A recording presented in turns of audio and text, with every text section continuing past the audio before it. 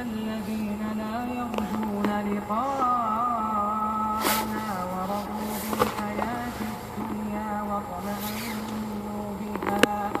والذين هم عن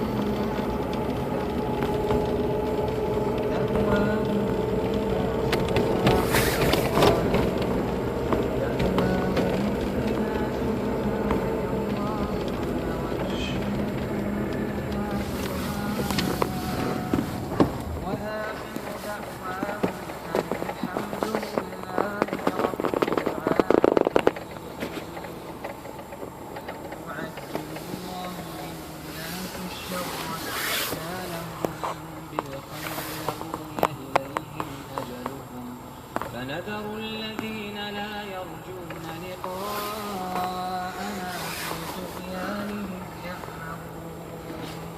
وإذا مس الإنسان الضر دعانا لجنبه أو قائما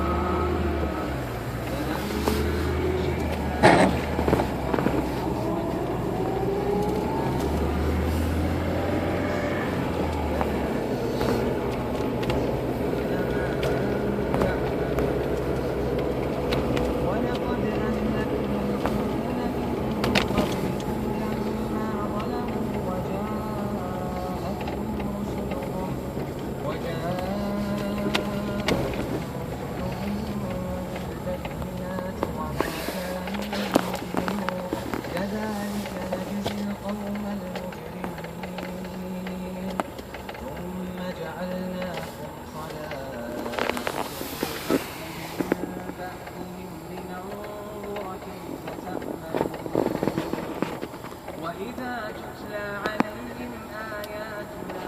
بينات قال الذين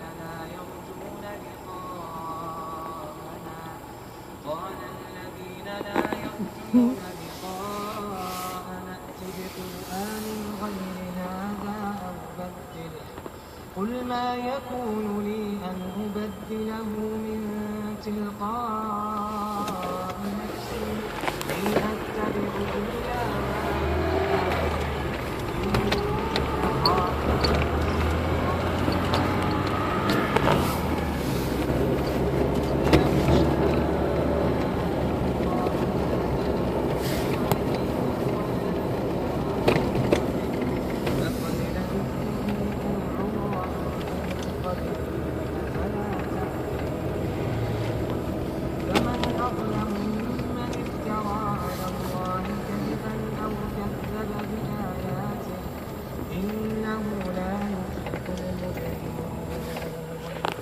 ويعبدون من دون الله ما لا يضرهم ولا ينفعهم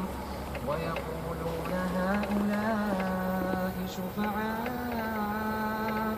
عند الله قل أتنبئون الله بما لا يعلم في السماوات ولا في الأرض سبحانه وتعالى عما يشركون وما كان